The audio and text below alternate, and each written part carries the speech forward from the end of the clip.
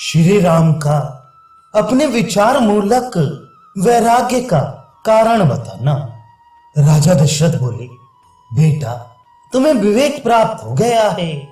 तुम विविध कल्याण में गुणों के भाजन हो। तुम्हारे जैसे पुरुष बड़े बूढ़े लोगों, ब्राह्मणों तथा गुरुजनों की आज्ञा का पालन करते हुए ही पवित्र परम पद प्राप्त कर देते हैं। जो लोग मोह का अनुसरण करते हैं उन्हें वह पद प्राप्त नहीं होता। बस तभी तक आपत्तियां दुर्बल एवं तुच्छ होकर दूर ही रहती हैं, पास नहीं फटकने पाती, जब तक कि मोह को फैलने का अवसर नहीं दिया जाता। इसके बाद श्री वशिष्ठ जी ने कहा, महाबाहु राजकुमार, तुम बड़े शूरवीर हो।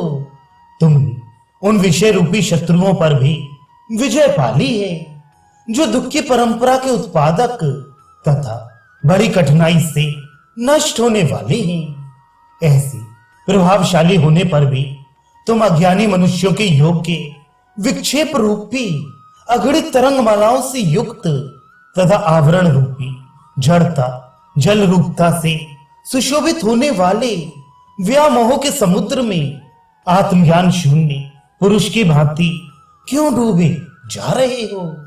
श्री विश्वामित्र जी ने कहा, राजकुमार, हिलते हुए नील कमलों के समूह की भांति जो तुम्हारे नेत्र चंचल हो रहे हैं, इसमें तुम्हारी चित्त की व्यग्रता ही कारण है। इस व्यग्रता जनित नेत्रों की चंचलता को त्याग कर बताओ, क्यों मोहित हो रहे हो। तुम्हारे इस मोह अथवा भ्रम का क्या कारण है। निष्पाप श्री राम, तुम्हारे मन में जो अभिलाषा हो उसे शीघ्र बताओ। तुम्हें वह सब मनोरथ प्राप्त होगा जिससे मानसिक व्यथाएं फिर तुम्हें कष्ट नहीं पहुंचाएंगी। उत्तम बुद्धि वाले विश्वामित्र जी का यह वचन, जिसके भीतर अपनी अभिलाषा के अनुरूप अर्थ का प्रकाश निहित था, सुनकर रघुकुल केतु श्री राम ने खेत त्याग दिया। श्री वाल्मीकि जी कहते हैं, भरद्वाज मुनिवर विश्वामित्र के इस प्रकार पूछने पर श्री रामचंद्र जी ने धैर्य धारण करके परिपूर्ण अर्थ के गौरव से दबी हुई सी मंद मंद मनोहर वाणी में कहा। श्री राम बोले, मुनीश्वर, मैं अपने पिताजी के इस महल में उत्पन्न हुआ, क्रमशः बड़ा और फिर मैंने विद्या भी प्राप्त की। तत्पश्चात सदाचार के पालन में तत्पर रहकर तीर्थ यात्रा के उद्देश्य से समुद्रों द्वारा घिरी हुई सारी पृथ्वी पर भ्रमण किया। इतने समय में मेरे मन में जो विचार उत्पन्न हुआ वह इस संसार विषय का आस्था को उठा देने वाला है। तीर्थ यात्रा करने के अनंतर मेरा मन विवेक से पूर्ण हो गया, जिससे मेरी बुद्धि भोगों की ओर से विरक्त हो गई और उसके द्वारा मैंने इस प्रकार विचारना आरंभ किया, यह जो संसार का विस्तार है इसमें क्या सुख है, कुछ भी तो नहीं है।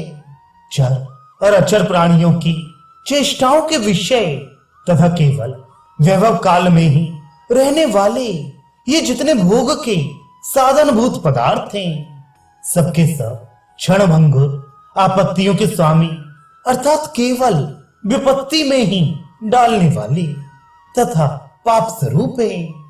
जैसे मरीचिका में जल न होने पर भी भ्रम से उसे जल समझकर उसके द्वारा मोहित हुए मृग वन में बड़ी दूर तक खिंचे चले जाते हैं, उसी प्रकार मूढ़ बुद्धि हुए लोग संसार के पदार्थों में सुख न होने पर भी उनमें सुख मानते हैं और उसी के लोभ से आकृष्ट होकर इधर उधर भटकते रहते हैं।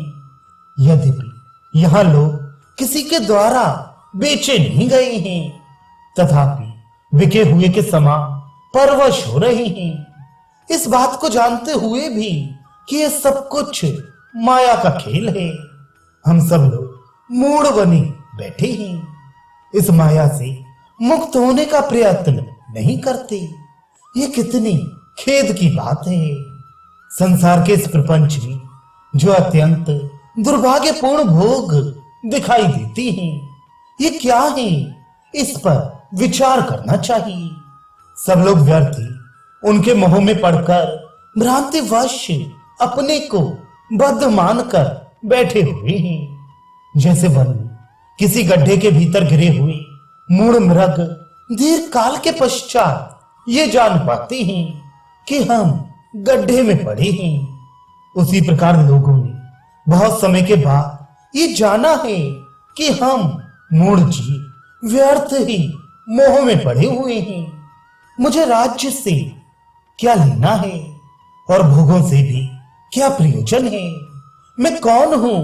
ये दृश्य प्रपंच क्या है और किस लिए सामने आया है? जो मिथ्या है वह मिथ्या ही रहे। उसके मिथ्या होने से किसकी क्या हानि होने वाली है? ब्रह्म जैसे यत्र तत्र भ्रमण करने वाले पथिक को मरुभूमि से विरक्ति हो जाती है, वैसे ही इस प्रकार विचार करते करते सभी भोग्य पदार्थों से मेरी अरुचि हो गई है। मुनीश्वर देखिए, भिन्न भिन्न रूपों में उपलब्ध होने वाले उन तुच्छ भोगों ने हमको उसी प्रकार जर्जर बना दिया है जैसे प्रचंड वायु पर्वतीय वृक्षों को जर्जर कर देती है। सब लोग अचेतन से होकर प्राण नामधारी पवन से प्रेरित हो व्यर्थ ही शब्दोच्चारण कर रहे हैं। जैसे कीचक नामक बांस अपने छेदों में हवा भर जाने से बांसुरी की सी ध्वनि करने लगते हैं। संसार की संपदाएं सदा सबकी वंचना करती रहती हैं। ये मनुष्यों की मनोवृत्ति को मोहे लेती हैं, उनकी सद्गुण राशि का नाश कर देती हैं और तरह तरह के दुख दिया करती हैं। दुखों का जाल सा बिछाती रहती हैं। ये धन वैभव चिंताओं के चक्कर में डालने वाले हैं, इसलिए मुझे आनंद नहीं देते। तथा बच्चों वाली स्त्रियों से भरे हुए घर भी भयानक विपत्तियों के आवास स्थान की भांति मुझे दुखी प्रदान करते हैं, सुख नहीं। जैसे बांस और तिनकों से आच्छादित गर्त में गिरने के कारण प्राप्त होने वाले क्षुधा, पिपासा आदि दोषों का तथा बंधन आदि दुर्दशाओं का विचार करते रहने से बंधे हुए हाथी को कभी सुख नहीं मिलता, उसी प्रकार देह आदि पदार्थों की क्षण भंगुरता के कारण उनमें अनेक प्रकार के दोषों और दुर्दशाओं का स्मरण करके मेरे मन को भी शांति नहीं मिल रही है। अज्ञान रूपी रात्रि में तीव्र मोह रूपी कोहरे से लोगों की ज्ञान रूपी ज्योत के नष्ट हो जाने पर दूसरों को दुख देने में परम चतुर विषय रूपी सैकड़ों चोर हर समय और प्रत्येक दिशा में विवेक रूपी श्रेष्ठ रत्न का अपहरण करने के लिए जी जान से लगे हुए हैं। युद्ध में उन्हें मार भगाने के लिए तत्वज्ञानी पुरुषों को छोड़कर दूसरे कौन से सुभट समर्थ हो सकते हैं? तत्वज्ञानी उनको नष्ट करने में समर्थ हैं, दूसरे नहीं।